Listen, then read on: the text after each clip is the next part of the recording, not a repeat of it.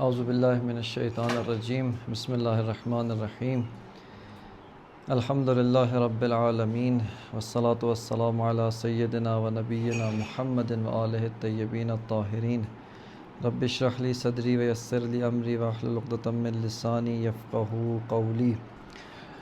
خب توفیق الہی سے ہم حکمت مطالعہ کورس کے اندر 5ویں موضوع میں داخل ہو رہے ہیں، اور یہ موضوع بھی اپنی نوعیت کا ایک انتہائی اہم موضوع ہے کہ جو فلسفہ ملا صدرہ کی دوسرا ستون ہے، آپ اس کو دوسرا پلر کہہ سکتے ہیں، اور آئندہ کی تمام اور مباحث کے اندر بھی انتہائی اہمیت کا حامل ہے۔ اس موضوع کا نام ہے تشکیک الوجود، اور جیسے انشاءاللہ آئندہ اصطلاح کی بھی وضاحت ہوگی کہ اس اصطلاح سے کیا مراد ہے، تشکیک کسے کہتے ہیں اور تشکیک الوجود سے کیا مراد ہے، انشاءاللہ آپ کی خدمت میں وضاحت کروں گا۔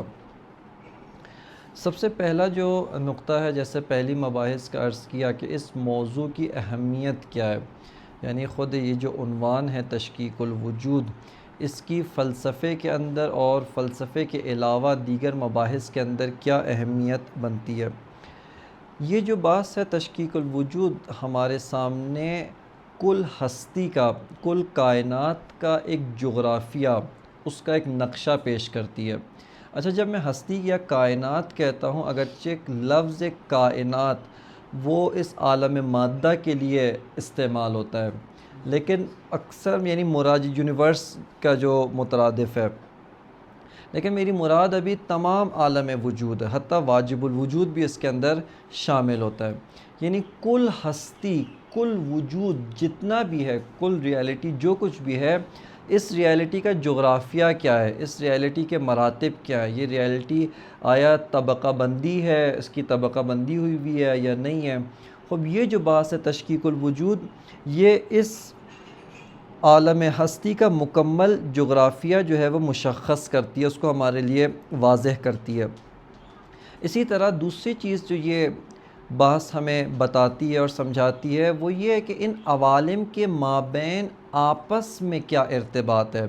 یعنی اگر بالفرض عوالم ہیں، اور یعنی ابھی عوالم ثابت نہیں کیے، انشاءاللہ آئندہ ثابت کریں گے، ان عوالم کے مابین آپس میں کیا ارتباط موجود ہے، کس نوعیت کا ارتباط ہے، آیا ان میں کوئی تعلق نہیں ہے یا آپس میں تعلق موجود ہے، اور اگر موجود ہے تو کس نوعیت کا تعلق موجود ہے۔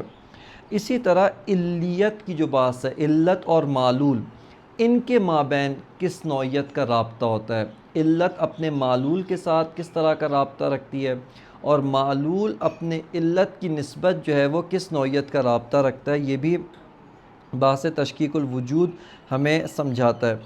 اسی طرح حرکت، عالم مادہ کے اندر حرکت جو اس کی ایک آپ کے ایسی خصوصیت ہے جو عالم مادہ سے کبھی بھی جدا نہیں ہو سکتی۔ اس حرکت کی اہم ترین اقسام جو ملا صدرہ نے کشف کی، حرکت جوہری، اس حرکت جوہری کی فہم میں بھی تشکیک دخیل ہے، یعنی کس طریقے سے وجود کے مراتب ہوتے ہیں اور وجود کس طریقے سے قوی ہو سکتا ہے، ضعیف سے قوی کی طرف بڑھتا ہے۔ خب یہ وہ مطلب ہے کہ جو حرکت جوہری میں ہوتا ہے، اس کی فہم کے لیے، حرکت جوہری کی فہم کے لیے ہمیں تشکیک الوجود کی بحث کی ضرورت پڑے گی۔ اسی طرح علم النفس، معرفت النفس، انسانی نفس ارتقاء کیسے پاتا ہے، آیا انسانی نفس میں تکامل ہے یا نہیں ہے۔ خب اگر تکامل ہے، تکامل کا مرحلہ کیا ہوتا ہے، کس طرح سے تکامل پاتا ہے، ہم علم کے ذریعے، عمل کے ذریعے کس طریقے سے تکامل پا رہے ہوتے ہیں، اس کے لیے بھی ایک بنیاد یہی تشکیک الوجود کی بحث واقع ہوتی ہے۔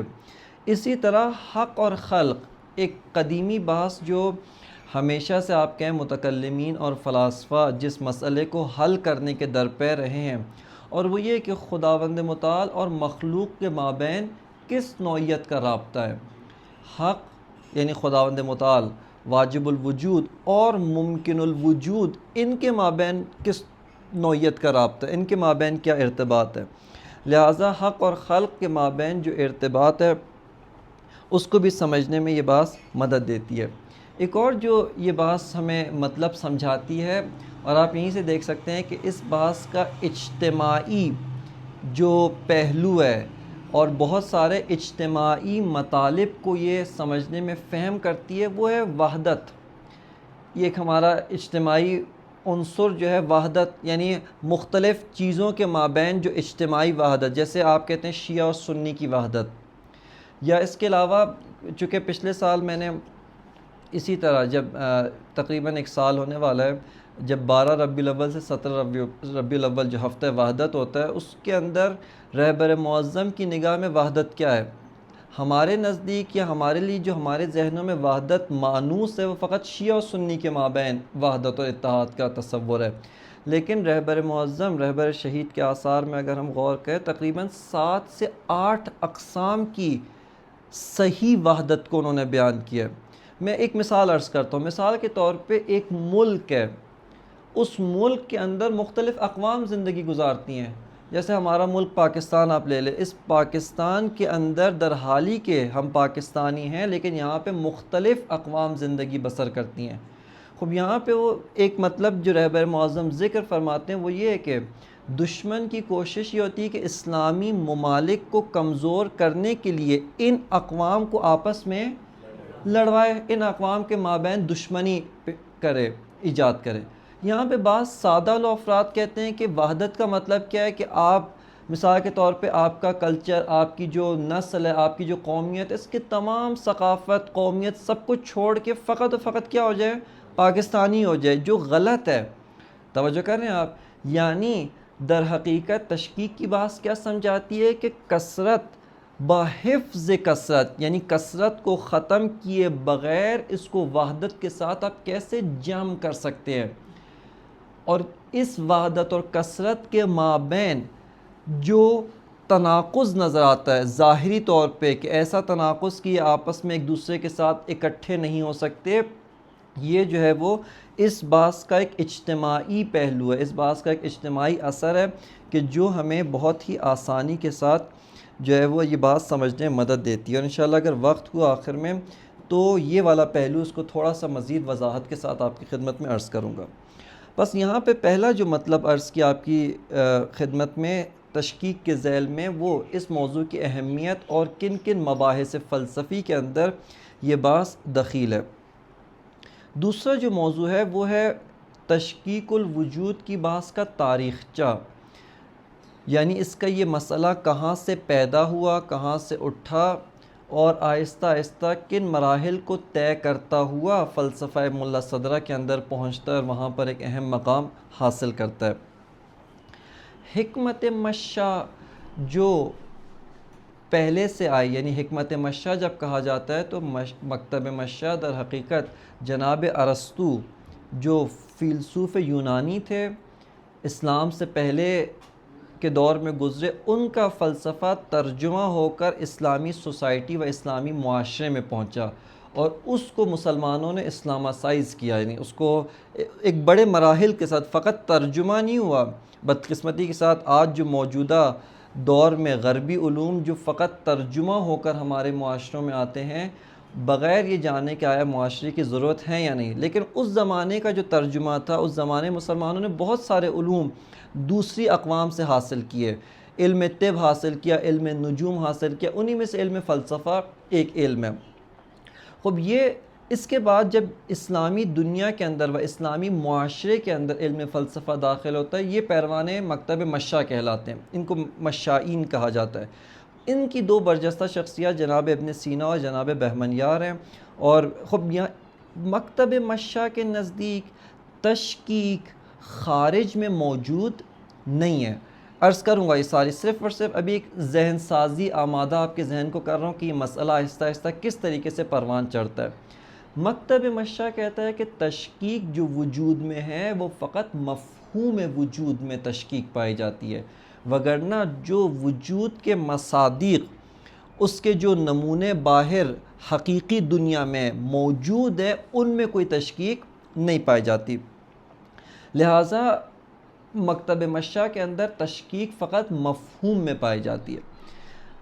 ان کے نزدیک جو وحدت اور کثرت کو تبیین کرنے کی کوششیں کی گئیں، وہ کوششیں اس سے ہٹ کر تھیں، یعنی تشکیک الوجود سے ہٹ کر انہوں نے اور طریقوں سے کوشش کی کہ وحدت اور کثرت کو بیان کریں، تبیین کریں، اس مسئلے کو حل کریں۔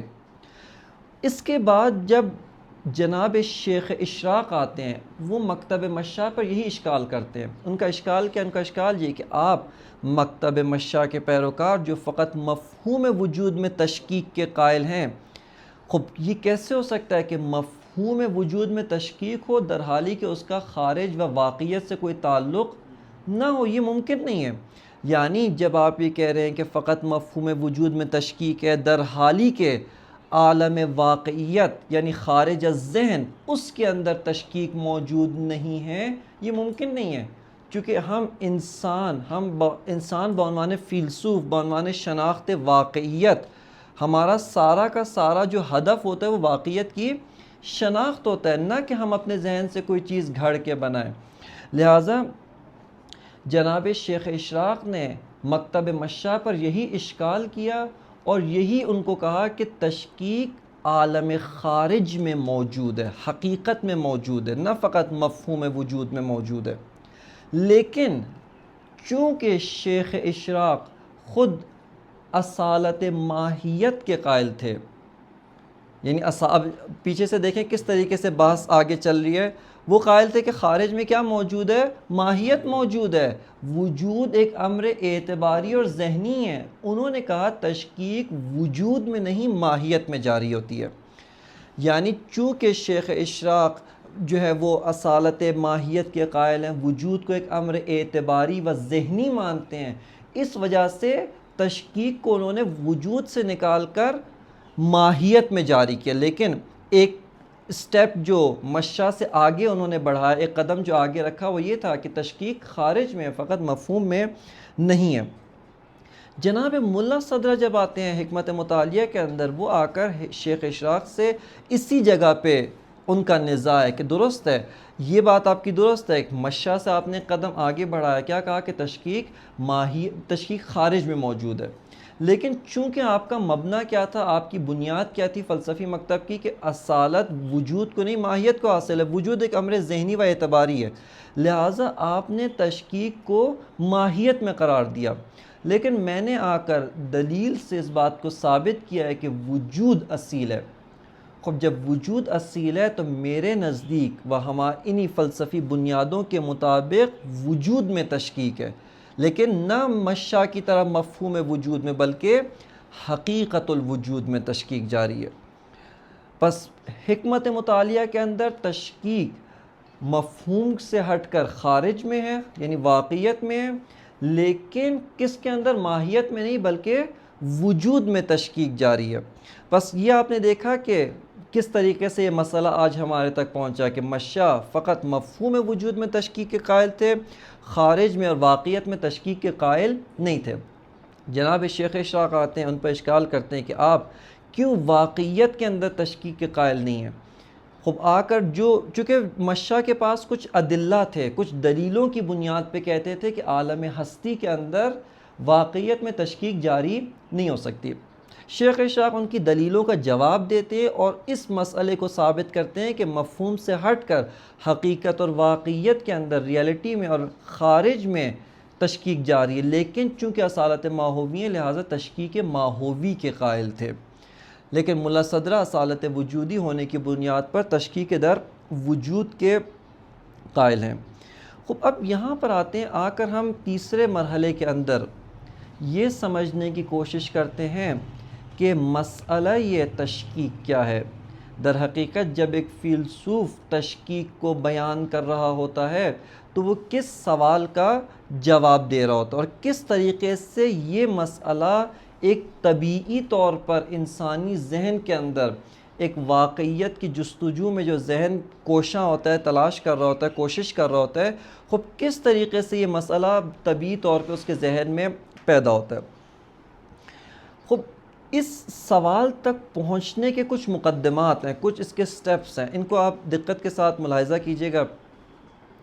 دیکھیں سب سے پہلا مرحلہ جو ہر جگہ ہمارے کام آئے گا وہ کون سا ہے؟ نفی سفسطہ۔ اگر آپ اصل الواقعیت کے قائل نہیں ہیں تو آپ اصلاً فلسفے کے دائرے سے ہی خارج ہیں، لہٰذا نہ تشکیک کی بات آئے گی، نہ اصالت کی بات آئے گی، نہ علت و معلول کی بات آئے گی، نہ ہی حرکت کی کوئی بات آپ نہیں کر سکتے۔ لہٰذا یہ جو عرض کیا کہ یہ جو اصل الواقعیت ہے، نفی سفسطہ ہے، اس کو آپ نے قدم بقدم اپنے ساتھ رکھنا ہے، اور شروع کی جتنی مباحث ہیں وہ ساری کی ساری مباحث یہاں پر ہمارے ساتھ آگے جاری رہیں گی۔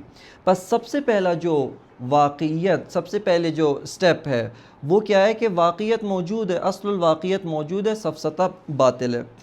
دوسرا جو مرحلہ ہے، دوسرا جو قدم ہے جس کو ہم بدیہی طور پر پاتے ہیں، یعنی واضح ہے، اور وہ کیا ہے؟ وہ یہ ہے کہ واقعیات متعدد ہیں، یعنی ہم بہت ساری واقعیات کے ساتھ سروکار رکھتے ہیں۔ میں ایک واقعیت ہوں، یہ مثال کے طور پہ درخت ایک واقعیت ہے، یہ پتھر ایک واقعیت ہے، یہ پودے ایک واقعیت ہیں۔ خب اس کے اندر بھی بے تحاشا، خب یہ تو میں آپ کے سامنے فقط موٹی موٹی چیزوں کی، خود انسان جو ایک واقعیت ہے اس کے بے تحاشا مصادیق موجود ہیں۔ ابھی فقط مثال کے طور پہ 8 ارب انسان موجود ہیں، پہلے جو انسان مر چکے ہیں وہ کتنے زیادہ ہوں گے؟ خب 8 ارب و مثال کے طور پہ اس سے زیادہ انسان، خب یہ سارے کے سارے واقعات ہیں۔ اسی طرح درختوں کو آپ لے لیں، اسی طرح چرندے پرندے حیوانات یعنی چارپائے، خب یہ کون سی واقعات ہیں؟ جو عالم جسم کے اندر موجود واقعیات ہیں۔ خب میٹا فزیکل دنیا اگر ثابت کر پائے اور اس کے اندر جو موجود مخلوقات ہیں، موجودات ہیں، خب وہ ایک الگ دنیا ہے۔ بس ایک اور چیز جو ہمارے لیے بہت ہی واضح اور بدیہی ہے وہ کیا ہے؟ وہ یہ ہے کہ کثرات و کثرت یہ کیا ہے؟ واقعیت رکھتے ہیں۔ اشیاء و واقعات متعدد و متکثر ہے، بہت ساری واقعات ہیں۔ تیسرا جو مرحلہ ہے وہ کیا ہے؟ وہ ہے اشتراک معنوی وجود۔ اشتراک معنوی وجود پڑھ چکے ہیں نا؟ اشتراک معنوی وجود کیا تھا؟ تمام چیزیں جو ہے وجود، ہر ایک چیز وجود ہے، واقعیات وجود رکھتی ہیں، واقعات وجود رکھتی ہیں۔ اس سے بڑھ کر یعنی جب ہم ان متعدد واقعیات کے ساتھ ارتباط پیدا کرتے ہیں، خب یہ سارے کے سارے ہمیں ایک ادراک دیتے ہیں، اور کون سا ادراک؟ ہونے کا، ہستی کا، میں موجود ہوں۔ یہاں سے ہمیں ایک مفہوم حاصل ہوتا ہے، اور وہ کون سا مفہوم ہے؟ مفہوم وجود۔ توجہ کر رہے ہیں؟ یہ جو مفہوم وجود ہے، اس مفہوم وجود کے اندر یہ ساری کی ساری اشیاء مشترک ہیں۔ کس جہت سے مشترک ہیں؟ ہونے کی جہت سے، ہستی کی جہت سے۔ دیکھیں اشتراک معنوی وجود وہ یہ بتاتا ہے کہ مفہوم وجود ایک مفہوم واحد ہے، اور ایک ہی معنی کے ساتھ بہت ساری اشیاء کے اوپر، یہ تمام اشیاء کے اوپر صدق کرتا ہے، تمام اشیاء کے اوپر فٹ آتا ہے۔ ایسا نہیں ہے کہ ہر شے کے لیے وجود کا الگ معنی ہو، ہر شے نہ، بلکہ وجود کا ایک ہی معنی ہے، ایگزسٹنس، ہستی، واقعیت، اور اس ایک معنی کے ساتھ تمام اشیاء کے اوپر مفہوم وجود جو ہے وہ صدق کرتا ہے، اس کے اوپر آ کر فٹ ہوتا ہے۔ خوب اب یہاں پر جب اشتراک معنوی وجود بیچ میں آتا ہے، اب توجہ کریں، یہ میں نے جو سوال بیان کر رہا ہوں یہاں پر، اس میں ایک مقدمہ بھی کم ہے۔ کیوں؟ چونکہ حکمت مشاء کے نزدیک اساساً اصالت الوجود کی بات نہیں تھی۔ پہلے ہم دیکھیں گے کہ فیلسوف مشائی جو اصالت الوجود کی بات تک نہیں پہنچا تھا، وہ کس طریقے سے تشکیک کو سمجھنے کی کوشش کرتا ہے اور تشکیک کو بیان کرتا ہے، حل کرتا ہے۔ توجہ کر رہے ہیں یہاں پر؟ پھر جب ہم آئیں گے شیخ اشراق یا و حکمت مطالعہ جن کے اندر اصالت کی بات کا اضافہ ہو گیا ہے، تو یہ سوال کافی حد تک بدل جائے گا، یہ سوال کچھ حد تک بدل جائے گا۔ اب جو بس یہاں پہ تیسرا مقدمہ، تیسرا جو گام ہے وہ کون سا ہے؟ کہ اشتراک معنوی وجود کا ہم نے اضافہ کیا کہ وجود ایک ہی معنی رکھتا ہے، اور ایک ہی معنی رکھتے ہوئے تمام اشیاء اور واقعات کے اوپر صدق کرتا ہے۔ خب یہاں پر ایک سوال پیدا ہوتا ہے، دوسری طرف سے کیا ہے؟ کثرات بدیہی ہیں، بدیہی تو سمجھ میں آ رہا ہے نا، یعنی واضح ہیں، جس کے لیے کسی قسم کی دلیل کی ضرورت نہیں ہے۔ بدیہی کہتے ہیں وہ مطلب جو یقینی ہے اور اس کے ساتھ ساتھ کسی دلیل کا محتاج نہیں ہے، بالکل واضح ہے، بالکل شفاف ہے، کسی دلیل و برہان کا محتاج نہیں، اس کو بدیہی کہتے ہیں۔ خوب دوسری طرف سے ہمارے پاس کیا ہے، جو کسرات ہیں، خوب یہ ساری کی ساری جو کسرات ہیں یہ واضح ہیں، بدیہی ہیں. خوب اب یہاں اور ایک اور طرف سے کیا ہے، یہ جو وجود ہے، مفہوم وجود، یہ مشترک معنوی ایک مفہوم ہے. اب یہاں پر فیلسوف مشائی کے لیے یہ سوال پیدا ہوتا ہے کہ ہم کس طریقے سے اس کثرت کو اس وحدت کے ساتھ جمع کر سکتے ہیں، یہ دونوں آپس میں کس طرح اکٹھے ہو سکتے ہیں. چونکہ دیکھا ہے کثرت کا کیا مطلب ہے، یعنی وحدت کی نقیض ہے، یعنی وحدت نہ ہونا، اور وحدت کیا ہے، کثرت کی ضد ہے، کثرت کی اپوزٹ ہے. صحیح ہے. خب ان دو چیزوں کو ہم کس طریقے سے یہاں پر جمع کر سکتے ہیں، یہ ایک مطلب اس کو اپنے ذہن میں رکھیے گا. دوسرا ایک اہم نقطہ جو حکمت مشاء کے اندر موجود ہے، اور انشاءاللہ اگر ہمیں توفیق ملی حکمت مشاء کو تفصیل کے ساتھ اس کے جو مبانی ہیں، اس کے جو مطالب ہیں، اس کو ہم مورد بحث و گفتگو لائیں، اور وہ یہ کہ حکمت مشاء یہ کہتے تھے کہ دیکھیں چیزوں کے اندر اختلاف تو بالکل واضح ہے، کثرت تو ہمارے لیے بالکل بدیہی اور روشن ہے، دوسری طرف سے ہمارے پاس دلیل ہے کہ وجود مشترک معنوی ہے. لیکن اس کے ساتھ ساتھ ایک اور کہتے تھے، دیکھیں یہ جو کثرت اور تکثر کا جو منشا ہے، اس کا جو سورس ہے، وہ وحدت کے منشا سے حتماً الگ ہونا چاہیے. یہ نہیں ہو سکتا کہ ایک ہی چیز، ایک ہی شے وحدت اور کثرت دونوں کا منشا ثابت ہو. توجہ کریں میری طرف. یعنی دیکھیں مثال کے طور پہ اگر عرفی مثال لیں، وہ ایک ہی انسان ہے، لوگوں میں کیا کرتا ہے، پھوٹ بھی ڈلواتا ہے، لوگوں میں تفرقہ بھی پھیلاتا ہے، آپس میں لڑواتا ہے. وہی انسان ان میں دوستی نہیں کروائے گا، وہ ان میں آپس میں اتحاد، بھائی چارہ، وحدت کی فضا قائم نہیں کرے گا. صحیح ہے نا. خوب حتماً کیا ہوتا ہے، بعض افراد پھوٹ ڈلوا رہے ہوتے ہیں، تفرقہ ایجاد کرتے ہیں، بعض افراد کیا ہوتے ہیں، اتحاد کی بات کر رہے ہوتے ہیں. حکمائے مشاء نے کہا ہستی کے اندر بھی و واقعات کے اندر بھی اسی طرح سے ہوتا ہے.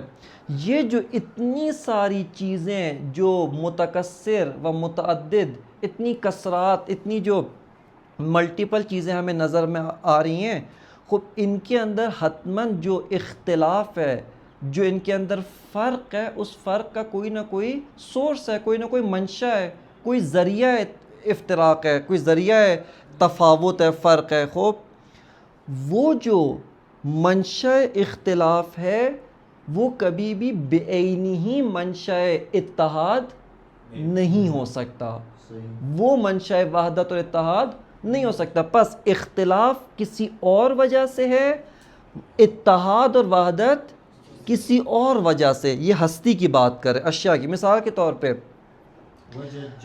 وجہ جہت، یعنی کسی اور وجہ سے نہیں، کسی اور جہت سے. یہ اچھی تعبیر ہے. یعنی اختلاف، ان چیزوں کا ایک دوسرے سے جدا ہونا کسی اور جہت سے، اور ان کا آپس میں اشتراک و سملیرٹی وہ کسی اور جہت سے.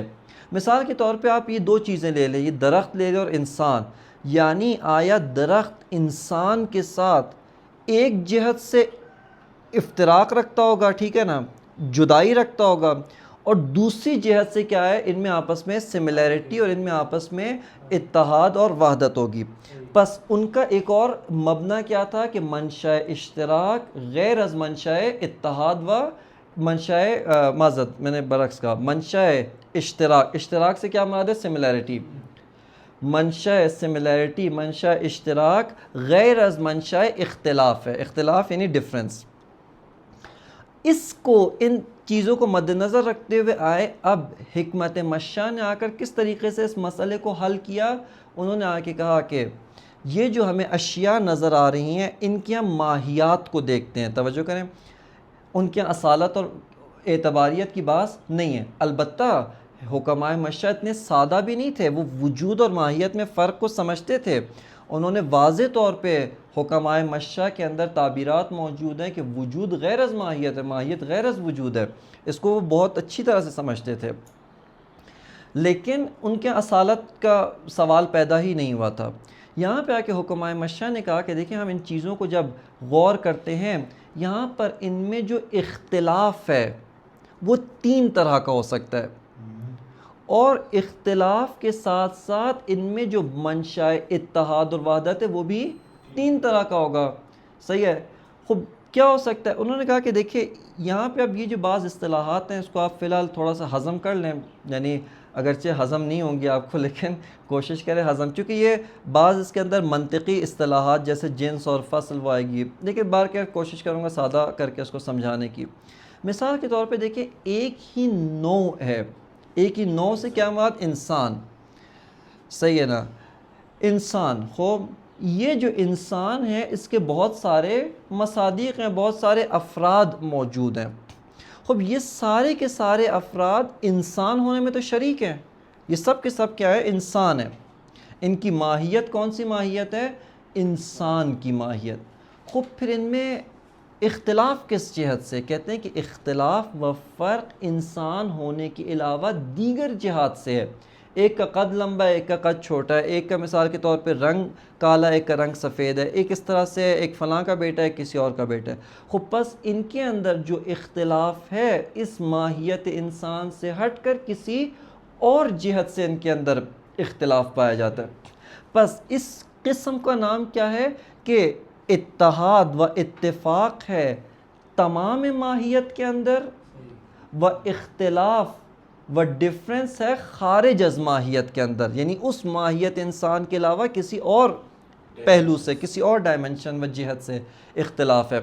اسی طرح درخت ہیں، سارے کے سارے درخت ہیں لیکن درخت ہونے کی جہت سے مشترک ہیں، لیکن ان کے افراد کیا ہیں؟ فرق ہیں. یعنی درخت ہونے کی جہت سے درخت کی بھی اقسام ہیں. ہاں مثال کے طور پہ سیب کا درخت، اب سیب کے درخت کے ہزاروں مصادیق ہیں. ایک سیب کا درخت یہاں پہ ہے پاکستان چنار میں، ایک سیب کا درخت مثال کے طور پہ 1 فٹ دور ہے. خوب اتنے سارے سیب کے درخت، یہ سارے کے سارے درخت اگرچہ سیب کے درخت ہونے میں شریک ہیں، ان کی ماہیت سیب کا درخت ہونا، لیکن ان کے افراد، ان کے جو اگزامپلز ہیں، افراد سے مراد فرد یعنی انسان نہیں، یعنی اس ماہیت کے جو مصادیق ہوتے ہیں اس کو فرد کہا جاتا ہے. فرد یہاں پہ انسان مراد نہیں ہے، سمجھ آ رہی ہے؟ جیسے ایک انسان کی ماہیت ہے، اس کے ہزاروں و لاکھوں و اربوں مصادیق موجود ہیں. صحیح ہے. اسی طرح ایک درخت کی ماہیت ہے، اس کے مثال کے طور پہ ہزاروں و انگنت مصادیق موجود ہیں. خوب مصادیق یعنی جس کے اوپر وہ مفہوم و ماہیت صدق کرتی ہے، فٹ آتی ہے، اس کو مصداق کہتے ہیں. بس یہاں پر نہ شکل مراد صرف شیپ نہیں، نہیں اس نہیں، یہاں پہ مراد دیکھیں فقط اس کا ظاہری ڈھانچہ مراد نہیں ہے. یہاں پہ کیا بتانا مقصود ہے کہ اس میں جو اختلاف ہے وہ اختلاف کیا ہے؟ ماہیت انسان. مثال کے طور پہ ایک آپ شکل سے نہ لیں، ایک انسان عالم ہے، ایک انسان عالم نہیں ہے. خب یہاں پہ تو شکل میں اختلاف نہیں ہے، سمجھ آ رہی ہے؟ لیکن انسان کی ماہیت سے خارج، انسان کی ماہیت سے باہر ایک اور جہت سے ان میں کیا ہے؟ اختلاف پایا جاتا ہے. ایک انسان مرد، ایک عورت ہے، خب صرف شکل کا نہیں ہے بلکہ اور بہت ساری چیزوں کا ان میں اختلاف ہے. صحیح ہے. بس یہاں پر مراد و مقصود کیا ہے کہ ان میں جو اختلاف پایا جاتا ہے وہ ماہیت سے ہٹ کر ایک اور جہت سے اختلاف پایا جاتا ہے. یہ پہلی قسم کا اتفاق و اختلاف، کیا کہ اس کے اندر اتفاق تمام ماہیت میں ہے، اختلاف و ڈفرینس خارج از ماہیت میں ہوتا ہے. خب یہ ایک قسم کا. اسی کے بالکل اپوزٹ جو قسم ہے اس کے اندر کیا ہو جائے گا کہ جہاں پر اختلاف تمام ماہیت میں، توجہ کریں، تمام ماہیت میں اختلاف پایا جاتا ہے. صحیح ہے. اور ان میں اتحاد و اتفاق و سملیرٹی کسی خارج از ماہیت چیز کی وجہ سے ہے. یعنی تمام ماہیت میں اختلاف پایا جاتا ہے اور جو اتفاق و اتحاد ہے وہ ماہیت سے ہٹ کر کسی اور چیز کی وجہ سے. اس کی مثال کیا ہے؟ اس کی مثال دیتے ہیں اجناس عالیہ. اجناس عالیہ اصطلاح ہے. صحیح ہے. جب عرض کیا کہ انشاءاللہ اگر توفیق ہوئی حکمت مشاء کو ہم تفصیل سے پڑھیں و مطالعہ کریں تو وہاں پہ انشاءاللہ آپ کی خدمت میں تفصیل سے عرض ہوگا کہ حکمت مشاء و حکماء مشاء اس عالم کی جتنی بھی چیزیں ہیں نا، ان چیزوں کو انتہائی منظم و سیکوینس میں انہوں نے کیٹیگرائز کیا تھا. یعنی یہ جو 10 اقسام کی انہوں نے کیٹیگریز بنائی تھیں، یہ در حقیقت کیا ہے، اس عالم میں جتنی بھی چیزیں ان کو ملیں ان چیزوں کو انہوں نے ایک حد تک سیکوینس کے ساتھ بیان کرنے کے لیے، کیٹیگرائز کرنے کے لیے، طبقہ بندی کرنے کے لیے یہ کی. یہ 10 ماہیات ہیں. اچھا پھر جتنی بھی ہیں اس کو کس طرح سے کیٹیگرائز کیا؟ کہا کہ دیکھیں مثال کے طور پہ انسان اور حیوان، خوب اسی طرح پتھر، دیگر جمادات، یہ سارے کے سارے ایک کوالٹی میں سب کے سب شریک ہیں، اور کیا ہے، جوہر ہونے میں. لیکن اس کے ساتھ ایک اور کیا ماہیت ہے، اس کا رنگ ہے، وہ بھی ایک چیز ہے. خوب رنگ جوہر سے الگ ایک چیز ہے. یہ ساری کی ساری کیا ہیں، اس جوہر کی خصوصیات ہیں. اس کو کیف کا نام دیا، کیفیات ہیں، اس کی کوالٹیز ہیں. اس کے اندر رنگ آ جاتا ہے، اس کے اندر شیپ آ جاتی ہے، شکل آ جاتی ہے، یہ سارے اس کے اندر شامل ہیں. پھر بعض اور ایسی چیزیں ہیں کہ جو کوانٹیٹیو ہیں، وہ ساری کی ساری کس کے اندر آ جاتی ہیں، کمیت کے اندر. اس کوانٹیٹی کے اندر عدد بھی شامل ہے اور نان عدد جو چیزیں ہیں. نان عدد کوانٹیٹی کیا ہو سکتی ہے؟ جیسے مثال کے طور پہ یہ خط، یہ جو خط، اب یہاں پہ ہم بھی خط کو کس طریقے سے ناپتے ہیں، 1 میٹر 2 میٹر. یہ بھی در حقیقت کیا ہے، ایک آسانی کے لیے ہم نے کیا ہے. خوب یہاں پہ مورد بحث نہیں، بس یہاں پہ جتنی بھی کوانٹیٹی سے ریلیٹڈ جتنی چیزیں ہیں، جس کے اندر میتھمیٹکس اور میتھمیٹکس کی جتنی برانچز ہیں، وہ سب کی سب برانچز وہ کس کے اندر آ جاتی ہیں، کمیت کے ذیل میں. اور اس کے علاوہ 7 اور اقسام ہیں. خوب یہ جو ہم نے ہر چیز کو ان 10 اقسام کے ذیل میں ڈسٹریبیوٹ کر لیا ہے، ان کو کیٹیگرائز کر لیا، ٹھیک ہے نا. یہ اجناس عالیہ ہیں. اجناس عالیہ کیا مطلب ہے؟ اس سے بالاتر کوئی ایسی ذاتی کریکٹرسٹک نہیں ہے جس کے اندر یہ سارے کے سارے آپس میں شریک ہو سکے. توجہ کریں میری باتوں، ذاتی کریکٹرسٹک نہیں. ہاں یہ ساری ماہیات ہیں، لیکن ماہیت ان کے لیے جنس نہیں ہے، ماہیت ان کے لیے جنس نہیں ہے. خوب یہاں پہ کہتے ہیں کہ دیکھیں یہ جو جوہر ہے اور کیف یا کمیت و دیگر، ان میں آپس میں کسی قسم کا اشتراک نہیں ہے. یہ از لحاظ ماہیت ان میں کوئی جہت مشترک نہیں ہے. خوب کوئی جہت مشترک نہیں، کیا مطلب؟ اس کا مطلب یہ ہے کہ یہ سب کے سب ماہیت کے لحاظ سے ان میں مکمل افتراق پایا جاتا ہے. خوب آیا خارج از ماہیت کوئی جہت اشتراک یہاں ہو سکتا ہے؟ یہ بھی ماہیت ہے، یہ بھی ماہیت ہے، لیکن ماہیت ہونا اس کے لیے کیا ہے، جنس عالی نہیں. خوب یہ دوسری قسم کا، اس میں بھی کیا چیز ہے، منشأ اشتراک، جو سورس ہے سملیرٹی کا، وہ اس سورس آف ڈفرینس سے الگ ہے. تمام ماہیت میں اختلاف ہے اور اشتراک ماہیت سے ہٹ کر ایک اور جہت سے اور ایک اور ڈائمنشن سے. یہ دوسری قسم. تیسری قسم کا جو انہوں نے کہا وہ یہ تھا کہ دیکھیں آپ ماہیت کے بھی اجزاء ہوتے ہیں. بعض ماہیت بھی اسی طرح سے، اس طرح آپ کے کیمسٹری کے اندر چیزیں ہوتی ہیں، بعض کیا ہوتی ہیں، ایلیمنٹس ہوتے ہیں اور بعض کمپاؤنڈز ہوتے ہیں. اسی طرح ماہیات بھی ہوتی ہیں. بعض ماہیات بسیط ہیں، یعنی ایلیمنٹس ہیں، اس کو آپ مزید 2 اور مولیکیولز یا ایلیمنٹس کے اندر توڑ نہیں سکتے. بعض ماہیات کیا ہوتی ہیں، کمپاؤنڈ ہیں. خوب یعنی جیسے انسان کیا ہے، حیوان ناطق. در حقیقت انسان کی اگر پوری تعریف لکھیں، جوہر ہے، ساتھ جسم ہے، اس کے علاوہ کیا ہے، نامی ہے، یعنی نمو. نامی سے مراد نامی گرامی نہیں ہے، یعنی بہت مشہور ہونا نہیں. نامی سے مراد کیا ہے، نمو کرنے والا. در مقابل پتھر، در مقابل جمادات جو نمو نہیں کرتے، جن میں گروتھ نہیں ہوتی، رشد نہیں ہے. یہ انسان کیا نامی ہے، گروتھ کرتا ہے. اس کے ساتھ ساتھ ایک اور کوالٹی اس کے اندر کیا ہے، حرکت، موومنٹ ہے. اپنے ارادے کے ذریعے سے یہ موو کر سکتا ہے.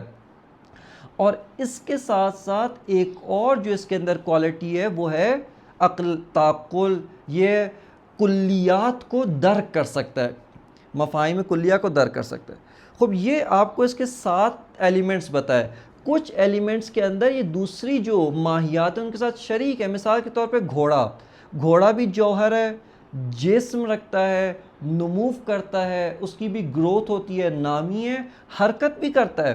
اپنے ارادے سے مراد یہاں پر کیا ہے؟ نہ انسان والا ارادہ ایک جنرل یعنی چاہت. خب بالآخر گھوڑا جب موو کرتا ہے تو اپنی چاہت سے موو کرتا ہے، چاہے وہ چاہت اس کی اپنی ہو یا اس کے اوپر ٹھونسی گئی ہو. توجہ کر رہے ہیں؟ جب چابک لگتا ہے گھوڑے کو تو درد سے بچنے کے لیے وہ کیا کرتا ہے؟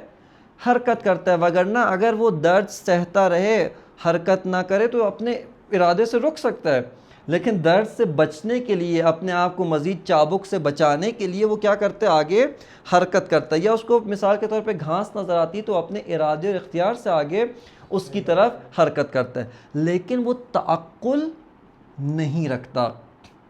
بس یہاں پہ گھوڑے اور انسان میں کیا فرق ہے؟ وہ کہتے ہیں کہ یہاں پر گھوڑا اور انسان ان میں جنس کے لحاظ سے اشتراک پایا جاتا ہے، فصل کے لحاظ سے افتراق پایا جاتا ہے. اور فصل کو فصل کہتے ہی اس وجہ سے ہیں کہ وہ کیا کرتی ہے؟ فاصلہ ڈالتی ہے. فصل یعنی فاصلہ ڈالتی ہے. صحیح ہے؟ یعنی اگر مثال میں عرض کروں کہ بعض جو اسی انسان کی ماہیت ہے اور اس کی جو ڈیفینیشن کے اندر جتنے اجزاء آتے ہیں، گھوڑا ان میں سے بعض اجزاء کے ساتھ سملیرٹی رکھتا ہے، یعنی بعض اجزاء گھوڑے کی ماہیت میں بھی پائے جاتے ہیں لیکن بعض اور اجزاء گھوڑے کی ماہیت میں نہیں پائے جاتے ہیں. جیسے عرض کیا ابھی آپ کے سامنے، تعقل وہ انسان کی کریکٹرسٹک ہے جو گھوڑے میں نہیں پائی جاتی. اس جہت سے ڈفرینس ہے، لیکن بعض اور اجزاء ماہیت دونوں میں شریک ہیں. پس تیسری قسم کا اختلاف و تیسری قسم کی جو کثرت کا جو منشا جو حکمائے مشا نے ذکر کیا وہ کیا ہے؟ کہ بعض اجزاء ماہیت میں اتحاد، اتفاق، اشتراک و سملیرٹی پائی جاتی ہو، اور بعض اور جو ماہیت کے اجزاء ہیں ان کے اندر ڈفرینس اور افتراق پایا جاتا ہو. یہاں پر بھی کیا ہے؟ منشا اشتراک یعنی سورس آف سملیرٹی، وہ منشا افتراق سورس آف ڈفرینس جہت ڈفرینس سے کیا ہے؟ مختلف ہے. توجہ کریں یہاں پر. خوب چونکہ وہ اس چیز کو اصلاً تصور نہیں کر سکتے کہ کیسے ہو سکتا ہے ایک ہی چیز افتراق اور اشتراک دونوں کا منشا ہو، یعنی فرق بھی اسی کی وجہ سے ہو اور سملیرٹی اور شریک ہونا بھی اسی کی وجہ سے ہو. اس کے بعد جب جناب شیخ اشراق رحمۃ اللہ علیہ آتے ہیں، وہ یہ کہتے ہیں کہ دیکھیں یہ جو تین چیزیں آپ نے بیان کی ہیں یہ اپنی جگہ پہ درست، لیکن آپ چوتھی طرح کا جو ڈفرینس ہے اس کا کیوں انکار کرتے ہیں؟ اور کہتے ہیں کہ یہ بالکل معقول ہے کہ ایک ہی چیز منشا اشتراک بنے اور ایک ہی چیز منشا افتراق ہو، بعینہ ہی وہی چیز منشا اشتراک ہو، بعینہ ہی وہی چیز منشا افتراق ہو. خوب کیا مطلب؟ کہتے ہیں ایک مثال سے میں آپ کو اس مطلب کو سمجھاتا ہوں. کہتے ہیں آپ نے سورج کو دیکھا ہے؟ ہاں سورج دیکھا ہے. یہ سورج، اس کا نور، ہمیں سورج سے سروکار نہیں بلکہ اس کا نور، لائٹ، یہ سورج کا نور چاند کے اوپر جاتا ہے. خب چاند پر جب نور جاتا ہے پھر وہاں سے یہی نور ریفلیکٹ ہو کر ہم تک پہنچتا ہے. اور ہم تک بھی کیسے پہنچتا ہے؟ فرض کرے زمین پہ آئینہ رکھا ہوا ہے، صحیح ہے نا؟ زمین پہ، بلکہ اس سے بھی بہتر، یعنی ہم اس کو مزید وہ کرتے ہیں، زمین تک آتا ہے تالاب ہے، پانی، صحیح نا؟ پانی کی بھی خاصیت ہے، ریفلیکٹ کرتی ہے. اس پانی نے نور کو لیا چاند کے، اس کو ریفلیکٹ کیا دیوار پہ. دیوار پہ کیا رکھا ہوا تھا؟ آئینہ. دیوار پہ آئینہ لگا ہوا ہے. دیوار نے پھر اس نور کو ریفلیکٹ کیا کدھر؟ آئینے نے اس نور کو ریفلیکٹ کیا کدھر؟ دیوار کی طرف نا. اب دیوار کی طرف، ٹھیک ہے نا؟ خب یعنی اس پانی نے نور کو ریفلیکٹ کیا آئینے پر، آئینے سے نور پڑا کدھر؟ دیوار پہ. خب اب شیخ اشراق کہتے ہیں دیکھیں یہ جو جتنے لیول کے نور آپ دیکھ رہے ہیں، ایک سورج کا نور ہے وہ پڑا کس کے اوپر؟ چاند کے اوپر. پھر وہی نور پڑتا ہے پانی پہ. یہ سارے کس چیز میں کامن ہے؟ نور ہونے میں. خوب وہ بھی نور ہے، یہ بھی نور ہے. یہ پانی کے تالاب پر جو روشنی پڑ رہی ہے وہ بھی نور ہے، جو آئینے پہ وہ بھی نور ہے، جو دیوار پر پڑ کے ہلکا سا جو چمک رہا ہے وہ بھی نور ہے. خوب ان میں فرق کس چیز کا ہے؟ کہا نور ہونے کا. ایک نور، ان میں فرق بھی کس جہت سے ہے؟ نور ہونے کی جہت سے. کیا مطلب؟ کہتے ہیں دیکھیں جو سورج کا نور ہے وہ نورانیت میں شدید ہے، اس کی نورانیت زیادہ ہے، اس کی نورانیت میں شدت ہے. لیکن جب وہ چاند پہ پڑتا ہے، چاند پہ پڑنے سے کیا ہوتا ہے، ٹھیک ہے چاند سے یعنی جب ریفلیکٹ ہوتا ہے تو نور ہی ہے، لیکن اب کیا ہو گیا، اس کی شدت میں کمی آ گئی ہے، وہ نور ضعیف ہو گیا ہے، وہ ضعیف نور ہے، ٹھیک ہے، ویک ہو گیا ہے۔ خوب جب وہاں سے پڑھ کے تالاب پہ پڑھتا ہے تو کیا ہوتا ہے، اور ضعیف ہو جاتا ہے، جب وہاں سے پڑھ کر آئینے پہ پڑھ رہا ہے، خوب ان مراحل سے گزرتے گزرتے خوب نور کیا ہو رہا ہے، ضعیف ہو رہا ہے۔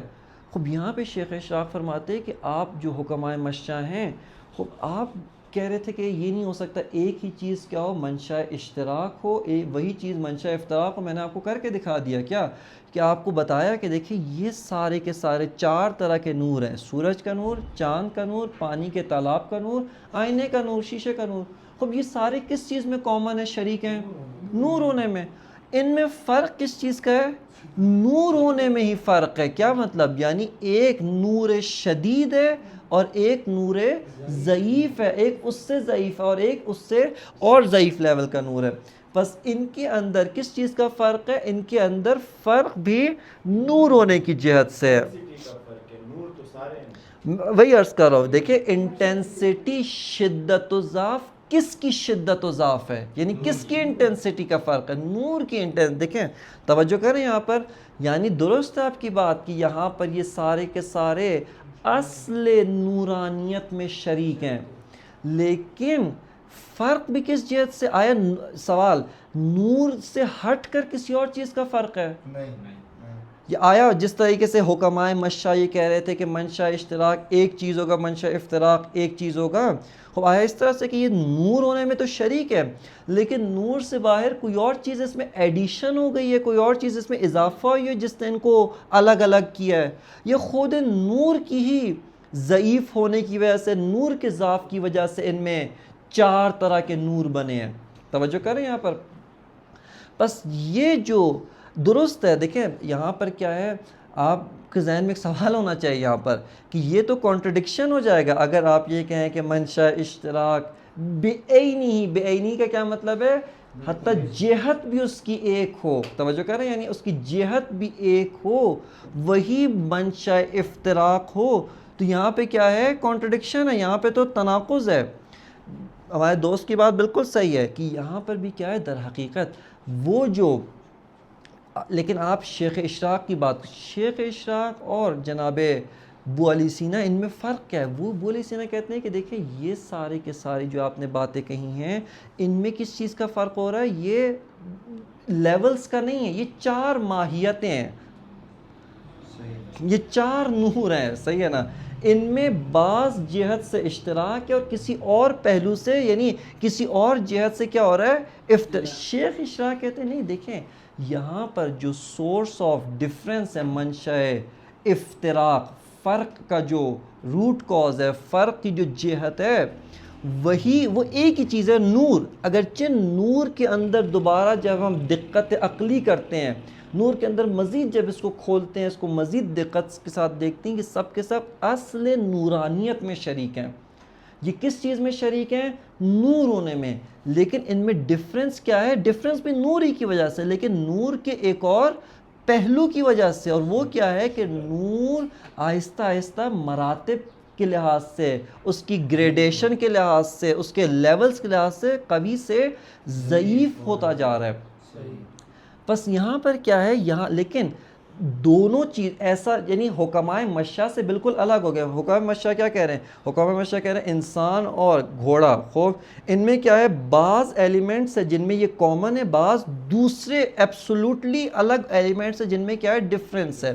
شیخ شاہ کہہ رہے ہیں یہ بات نہ کریں آپ، یہ بات اپنی جگہ درست ہے، ہاں میں اس سے آپ کا مخالف نہیں، لیکن آپ جو چوتھی قسم کا اختلاف یعنی جو وحدت اور کثرت کی تبیین کرتے ہیں، یعنی تشکیک، خوب اس کو آپ کیا کر رہے ہیں، ڈینائی کر رہے ہیں، اور وہ کیا ہے کہ ایک ہی چیز ایک پہلو سے، ایک ڈائمنشن سے منشاء اشتراک واقع ہو، دوسرے ڈائمنشن سے کیا ہو، منشاء افتراق واقع ہو، یعنی اس کی گریڈیشن ہے، اس کے مراتب ہیں، اس جہت سے کیا ہے وہ۔ لیکن شیخ اشراق کیا کہتے ہیں، شیخ اشراق کہتے ہیں کہ میرے نزدیک، اور یہ کہاں پہ ہو رہا ہے، ریئلٹی میں ہو رہا ہے، توجہ کریں یہاں پہ، حکمائے مشاء کیا کہتے تھے کہ یہ سارا کا سارا مفہوم میں ہو رہا ہے، مفہوم وجود میں۔ کس طرح سے، اس طرح سے وہ کہتے تھے دیکھیں ایک ہے علت کوز، ایک ہے اس کا معلول. خب علت کا وجود حتماً قوی ہوگا معلول، لیکن حکمائے مشاء یعنی آپ نے صحیح کہا ہے نا یہ اپنے لحاظ سے، حکمائے مشاء نہیں کہتے تھے. حکمائے مشاء کیا کہتے تھے کہ مفہوم وجود جب علت پر فٹ ہوتا ہے، علت پر صدق کرتا ہے تو یہ علت کے اوپر زیادہ صدق کرتا ہے، یعنی علت زیادہ حقدار ہے مفہوم وجود کی. کیوں؟ چونکہ قوی ہے. سمجھ آ رہی ہے بات؟ معلول جو ہے وہ مفہوم وجود کی اتنی زیادہ حقدار نہیں ہے. انہوں نے اس کو کدھر لے کے گئے؟ مفہوم میں. وہ واقعیت خارج کے اندر تشکیک کے قائل نہیں ہوئے. خارج میں انہوں نے نہیں کہا کہ تشکیک ہے. کس چیز میں تشکیک ہے؟ مفہوم. یہ مفہوم سب کے اوپر فٹ ہو رہا ہے، یہ بھی وجود ہے، یہ بھی وجود ہے، علت پر بھی، واجب الوجود پہ بھی، ممکن الوجود پہ بھی، معلول پہ، سب پہ ہو رہا ہے.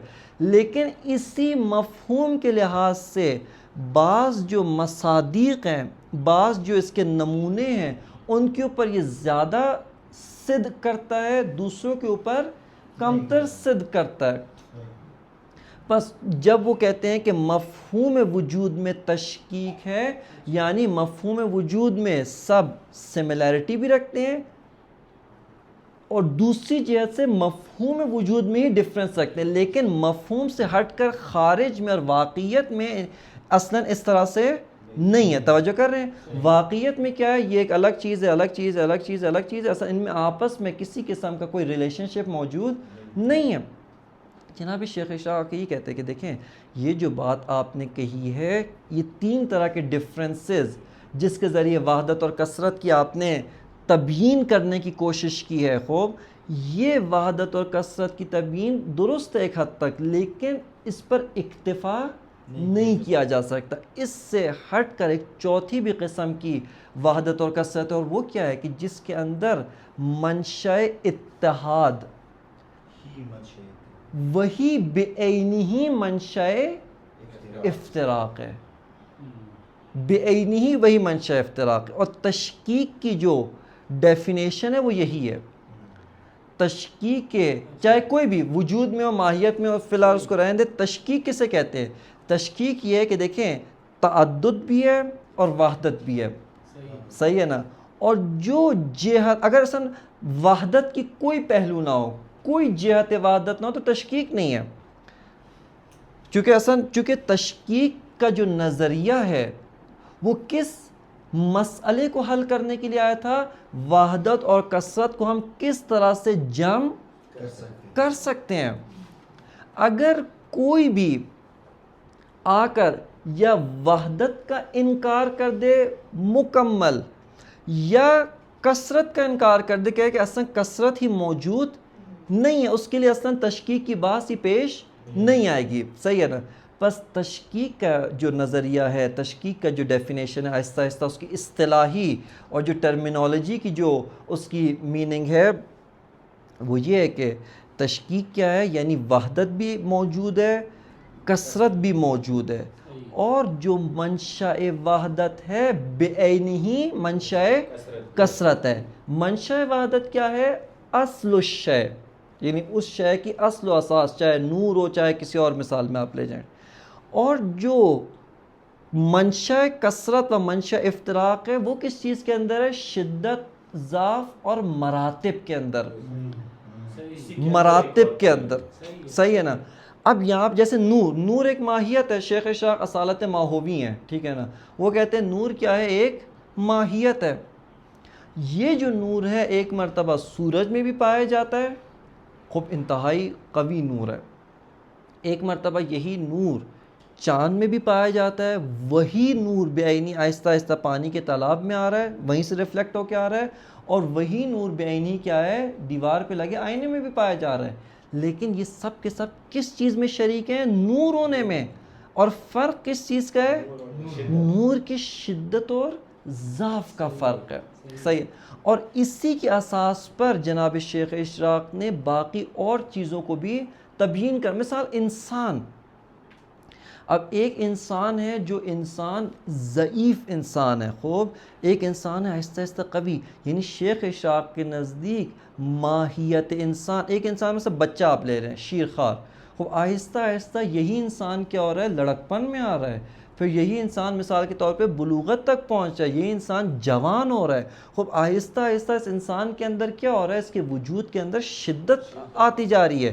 پہلے اس کا وجود ضعیف تھا، یہ گروتھ کر رہا ہے، ٹھیک ہے نا، گروتھ صرف فزیکل ڈائمنشن سے نہیں، اس کے اندر جسمانی لحاظ سے بھی کچھ علم حاصل کرے گا تو مزید کیا ہوتا جائے گا، اس کے اندر اس کا وجود قوی ہوتا جائے گا۔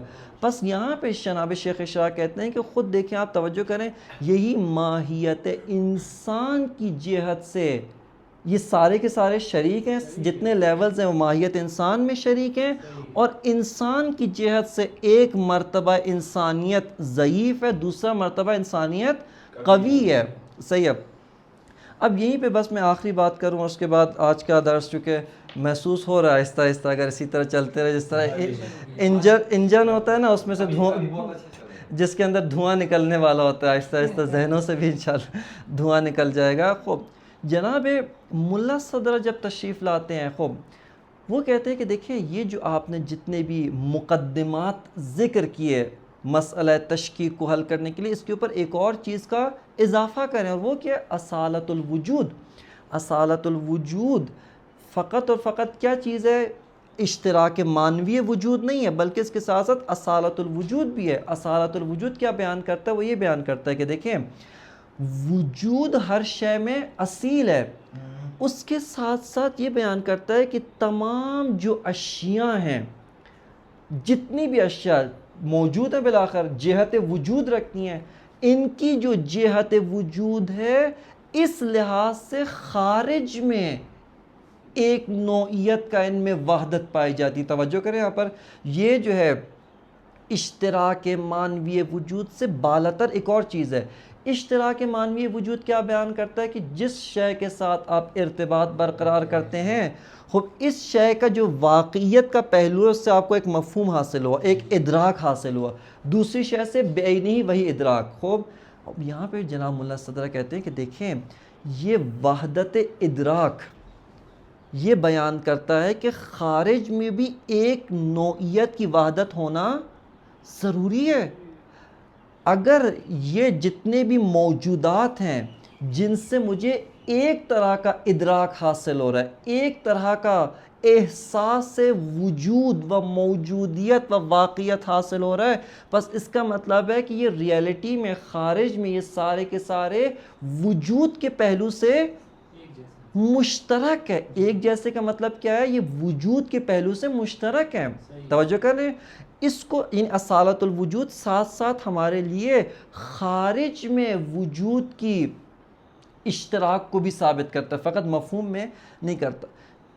ملا صدر کہتے ہیں میرے لیے اتفاقاً وحدت اور کثرت و تشکیک کی جو بحث ہے وہ زیادہ اہمیت کی حامل ہے۔ کیوں؟ اب دقت کریں یہاں پر، مشا کیا کہتے تھے، اشتراک معنوی وجود، یعنی فقط مفہوم وجود میں ان کا اشتراک ہے، لیکن خارج میں یہ سارے کے سارے کیا ہیں، جدا ہیں، ڈیفرنٹ ہیں، الگ ہیں۔ لہٰذا مشا نے وحدت اور کثرت کو حل کرنے کے لیے جو راہ حل اپنایا وہ کیا تھا کہ مفہومی لحاظ سے یہ سارے کے سارے شریک ہیں، لیکن خارج میں یہ بالکل ایک دوسرے سے متباین، ایک دوسرے سے جدا، ایک سیپریٹ اور انڈیپینڈنٹ اینٹیٹیز ہیں۔ سمجھ آ رہی؟ انڈیپینڈنٹ سے مراد علت والا انڈیپینڈنٹ نہیں، بلکہ کیا ایک دوسرے سے جدا ہے۔ اب یہ ایک چیز ہے، یہ ایک چیز ہے، یہ سب ایک دوسرے سے جدا ہیں۔ ملا صدر آگے کہتے ہیں کہ دیکھیں توجہ کریں، آپ کہتے ہیں کہ جب درست ہے اشتراک، بس یہاں اب یہیں پہ آپ لکھ لیں کہ مشا کا قول کیا ہے وحدت و کثرت کے بارے میں۔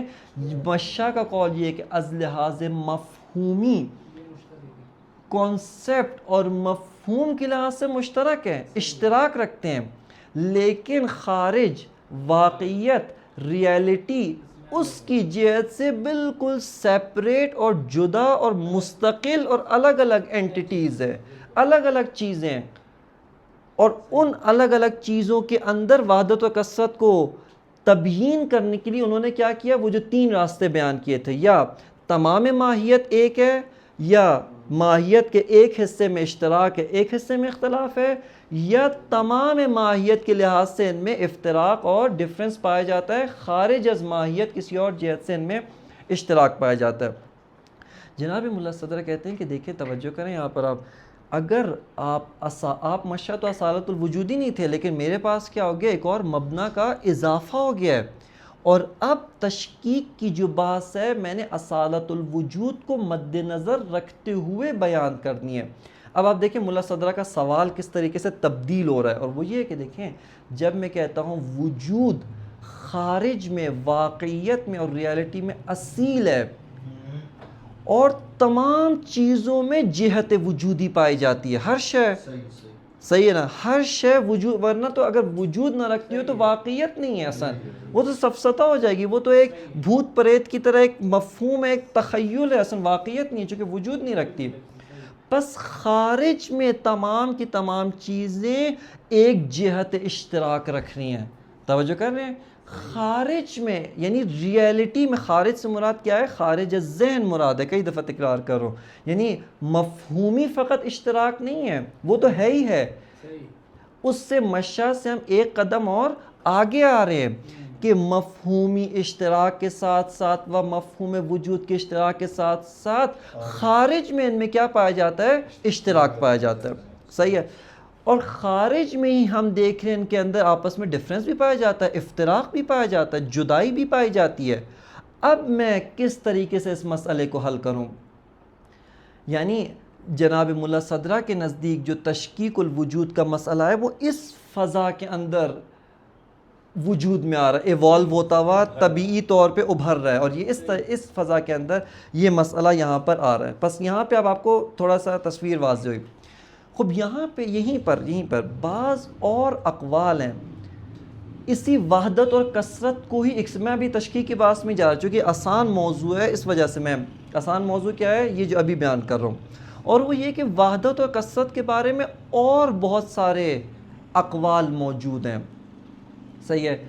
ان اقوال میں سے ایک قول ایسا ہے کہ جو قول، یعنی میں اس کا نام یہ نہیں دینا چاہ رہا، یعنی اس کو لکھا گیا صوفیہ کی طرف منسوب کیا گیا خوب، لیکن در حقیقت دو تین اس کے بارے میں بعض صوفیہ تھے جو واقعاً تصوف، واقعاً عرفان کے اندر کوئی مقام نہیں رکھتے تھے، ان کو کہتے ہیں جاہلہ صوفی۔ جاہلہ صوفی کا کیا مطلب؟ یعنی جیسے ہوتا ہے نا، بعض ہوتے عالم ہوتے ہیں، بعض عالم نما ہوتے ہیں، بعض عالم کی ایکٹنگ کرتے ہیں، صحیح ہے نا، بعض صوفیہ ہوتے ہیں، بعض واقعاً تصوف کی دنیا میں ہوتے ہیں، واقعاً عارف ہوتے ہیں، تزکیہ نفس کرتے ہیں، حقائق کو درک کرتے ہیں، اور بعض کون ہوتا ہے کہ جو عارف و صوفی نما ہوتا ہے، حقیقی تصوف میں نہیں ہوتا۔ اب جیسے مثال کے طور پہ جو بھی علامہ طباطبائی رحمۃ اللہ علیہ فرماتے ہیں کہ ہمارے پاس تزکیہ نفس کا راستہ اسی دین مقدس اسلام، اسی شریعت سے ہٹ کر تزکیہ نفس کا اور کوئی راستہ نہیں ہے۔ جو بھی عارف، جو بھی صوفی، جو بھی مثال کے طور پہ قلندر، جو بھی پیر، کوئی بھی ہو، اگر دین مقدس شریعت سے ہٹ کر یہ کہے کہ آپ کو دین کی ضرورت نہیں ہے، اس کو ہماری تاریخ کے اندر، تاریخ تصوف و تاریخ عرفان کے اندر ان کو کہا گیا ہے کہ یہ صوفی حقیقی نہیں ہے۔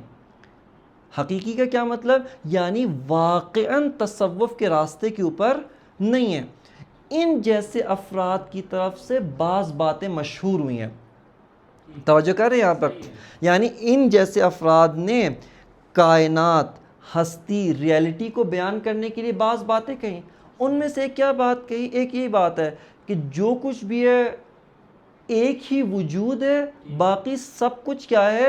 سفسطہ ہے۔ اصلا توجہ کر رہے ہیں یہاں پر، میں نہیں ہوں، فقط خدا ہے۔ وحدت الوجود، میں اصطلاح نہیں استعمال، وحدت الوجود کا غلط مطلب، صحیح ہے نا، نہ وہ نہیں، وحدت الوجود کا غلط مطلب، توجہ کریں یہاں پر، اور وہ کیا ہے کہ بھئی فقط یہ صوفستائی محض نہیں ہے۔ ہاں، صوفستائی محض کیا ہوتا ہے؟ اصلا میں بھی نہیں ہوں، آپ بھی نہیں، ایسا کچھ بھی نہیں ہے، خدا بھی نہیں آتا، یہ صوفستائی محض نہیں ہے، لیکن ایک اور طرح کا صوفستائی، اور وہ کیا ہے؟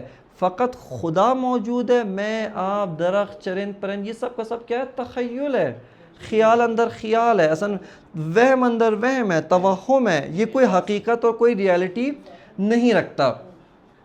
یعنی ان افراد نے کیا کیا؟ ان افراد نے آ کر جب حقیقت کی شناخت کرنے نکلے، وہ ہمارے استاد کے بقول ایک آنکھ سے دیکھ رہے ہیں، ان کو وحدت تو نظر آئی لیکن کثرت جو واقعاً بدیہی ہے اس کثرت کو انہوں نے کیا کیا ہے؟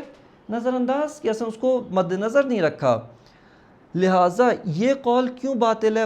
واضح البطلان ہے، اس قول کا باطل ہونا بالکل واضح ہے۔ کیوں؟ چونکہ کثرت بدیہی ہے، ہمیں نظر آ رہی ہے، محسوس ہو رہی ہے، اس کو ہم وجدانی طور پہ، اس کو ہم علم حضوری کے ساتھ اور بہت سارے اور طریقوں سے کیا کر رہے ہیں؟ ادراک کر رہے ہیں۔ سادہ ترین راستہ کیا ہے کثرت کو ادراک کرنے کا؟ کہ اگر آثار و ایفیکٹس وہ مختلف ہیں، حتماً جو ان آثار کا منشا اور سورس ہے اور جو ان کی علت و کاز ہے وہ بھی کیا ہوگا؟ مختلف ہوگا۔ اگر سب کچھ ایک ہے، خب جیسے آپ کہتے ہیں خب پانی اور حرارت ان دو کا اثر الگ الگ کیوں ہے؟ خب پانی کا حرارت رطوبت ہے، آگ کا جو ہے وہ اثر کیا ہے؟ حرارت ہے۔ خب یہ دونوں کے اثر الگ الگ ہونا بتاتے ہیں کہ یہ دونوں ایک نہیں ہیں، یہ دونوں ایک نہیں ہیں، یہ دونوں الگ الگ چیزیں۔ توجہ کر رہے ہیں یہاں پر؟ خب بس یہاں پر کیا ہوتا ہے؟ یہاں پر یہ جو قول ہے جو یہ بیان کرتا ہے کہ سب جو کچھ بھی ہے فقط وحدت ہی وحدت ہے، کثرت اصلاً موہوم ہے، تخیل ہے، ایلیوژن ہے، توہم ہے، سفسطہ ہے اور واقعیت نہیں رکھتا۔ عرض کیا کہ یہ قول کیوں باطل ہے؟ چونکہ پیچھے جو ہم نے مقدمات بیان کیے تھے اس میں عرض کیا تھا کہ کثرت بدیہی ہے، یہ ایک قول ہو گیا۔ دوسرا قول کس کا ہے؟ حکمائے مشا کا۔ حکمائے مشا کے نزدیک کیا ہے؟ وحدت ذہنی ہے۔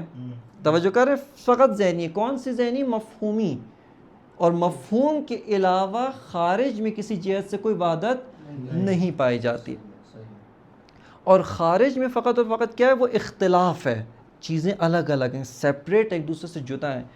تیسرا قول یہاں پہ کس کا آ جاتا ہے؟ جناب شیخ اشراق کا آتا ہے۔ جناب شیخ اشراق یہ کہتے ہیں کہ آپ جو حکمائے مشا نے بات کی اس کے ساتھ ساتھ ایک اور بھی چیز ہے، اور وہ کیا ہے کہ خارج میں، لیکن توجہ کریں، ماہیت کے قائل تھے، اصالت الماہوی تھے وہ۔ ان کا قول کیا ہے؟ تشکیک در ماہیت، تشکیک در ماہیت۔ اب آپ یہیں سے آپ کو معلوم ہوتا جا رہا ہے کہ دیکھیں ایک فلسفی سسٹم، ایک فلسفیکل سسٹم، ایک فلسفی نظام کیسے بنتا ہے؟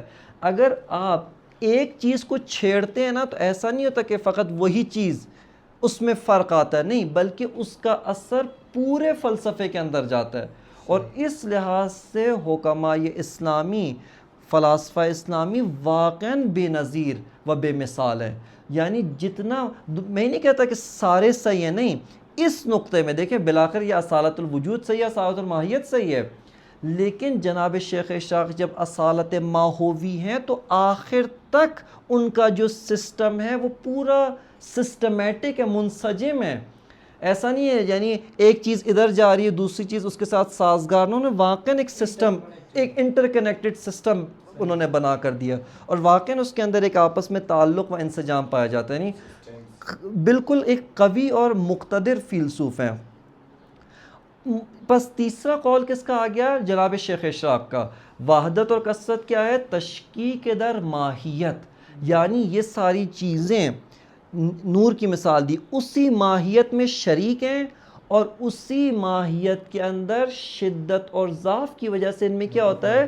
تفاوت پیدا ہوتا ہے، اختلاف پیدا ہو رہا ہے، صحیح ہے۔ اسی طرح انسان سارے کے سارے ماہیت انسان میں شریک ہیں، لیکن ان میں انسانیت کے لحاظ سے، شدت و ضعف کے لحاظ سے کیا ہو رہا ہے؟ فرق اور اختلاف پیدا ہو رہا ہے۔ یہ جناب شیخ اشراق کا قول، تشکیک در ماہیت۔ چوتھا قول یہاں پہ کس کا آ جاتا ہے؟ مکتب حکمت متعالیہ، جناب ملا صدرہ کا آتا ہے، اور وہ کیا ہے کہ جب ہم اصالت الوجود کے قائل ہیں، تشکیک وجود میں جاری ہوتی ہے، تشکیک ماہیت میں جاری نہیں۔ کیوں؟ چونکہ جس چیز نے حقیقت، واقعیت، ریالٹی کی بنیاد اور فاؤنڈیشن کو تشکیل دیا ہے وہ وجود ہے، بس تمام چیزوں میں اشتراک بھی وجود میں، خارج میں، ہاں ذہن میں نہیں، خارج میں، اور افتراق بھی کیا ہے؟ اسی وجود کے مراتب، اسی وجود میں شدت و ضعف کی وجہ سے، اسی وجود کے گریڈیشن لیولز اور اس کے مختلف جو ہے وہ لیولز کی وجہ سے اسی وجود میں کیا ہے؟ اختلاف پیدا ہوتا ہے۔ بس یہ چوتھا جو قول یہاں پر ہمارے سامنے آتا ہے وہ جناب ملا صدرہ کا ہے کہ وجود میں تشکیک جاری ہوتی ہے۔ خوب اب انشاءاللہ آگے ہم اگلے درس کے اندر دیکھیں گے کہ جب تشکیک ادھر وجود کہا جاتا ہے اس کو مزید وضاحت کرنا کہ اس سے کیا مراد ہے، یعنی ملا صدرہ کی کیا مراد ہے اور ان کے پاس دلیل کیا ہے۔ بالآخر ہم ملا صدرہ کے مقلد نہیں ہیں، آپ جب تک دلیل پیش نہیں کریں گے ہم دلیل کے بغیر آپ کے قول کو قبول نہیں کر سکیں گے۔ یہ انشاءاللہ تعالیٰ اگلے درس کے اندر اس کو ملاحظہ و مشاہدہ کریں گے۔ وصلی اللہ علی سیدنا و نبینا محمد و آلہ الطیبین الطاہرین۔